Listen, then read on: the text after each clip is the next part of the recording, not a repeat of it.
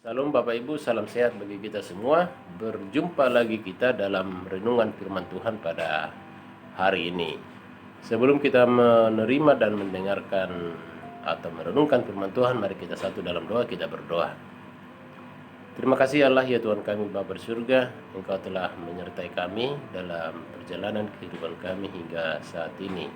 Karena itu kami akan mendasarkan seluruh hidup kami dengan kebenaran firman Tuhan. Tolonglah kami, urapilah kami, jamahlah setiap hati kami untuk menerima dan mengimani kebenaran firman Tuhan pada saat ini. Di dalam nama Yesus Kristus kami berdoa dan bersyukur.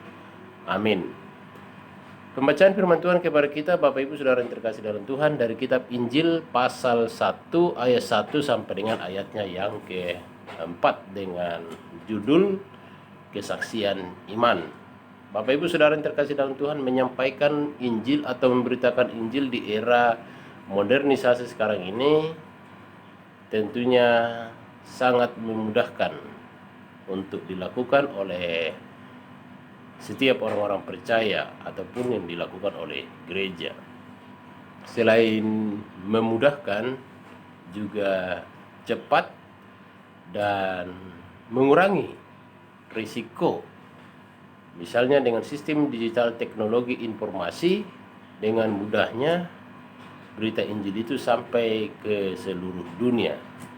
Satu kali klik saja atau dengan sekejap berita Injil itu dapat diperdengarkan kepada banyak orang. Walaupun disadari Bapak Ibu Saudara yang terkasih dalam Tuhan, dahulu kala sistem surat menyurat menjadi salah satu sarana dan metode untuk memberitakan Injil. Seperti banyak kita jumpai atau banyak kita temui dari surat-surat Paulus kepada jemaat-jemaat atau kepada orang-orang percaya, di mana berita Injil diberitakan sebagai suatu kebenaran Injil, sehingga banyak orang yang percaya kepada Kristus dan menjadi murid Yesus.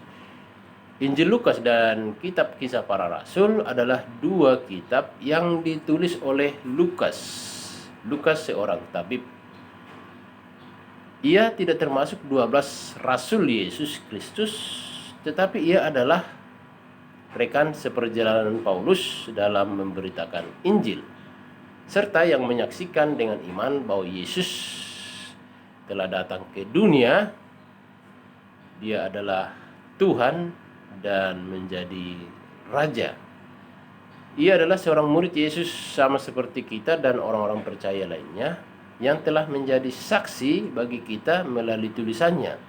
Ia memberitakan Injil, memberitakan Yesus yang adalah Tuhan yang turun ke dalam dunia melalui tulisannya, dan memaparkan bagaimana Yesus yang adalah Mesias itu datang ke dalam dunia dan menyelamatkan manusia dari segala kuasa dosa.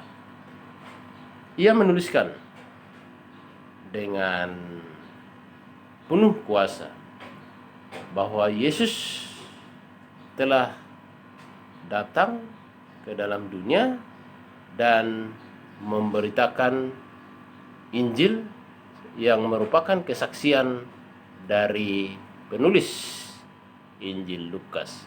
Bapak Ibu Saudara yang terkasih dalam Tuhan kita Yesus Kristus, poinnya adalah bahwa kesaksian iman kepada Yesus tidak hanya dilakukan atau tidak hanya disampaikan melalui kata-kata secara tatap muka atau dalam kerumunan orang banyak, seperti misalnya berkhotbah atau menginjili dan lain sebagainya, tetapi memberitakan Injil dengan banyak cara, khususnya di era modernisasi sekarang ini dalam memberitakan Injil, sehingga memudahkan dan semakin banyak orang yang mendengar dan percaya kepada Injil Yesus Kristus, khususnya di tengah-tengah kondisi pandemi COVID-19 sekarang ini yang kurang memungkinkan pemberitaan Injil itu dilakukan secara tatap muka.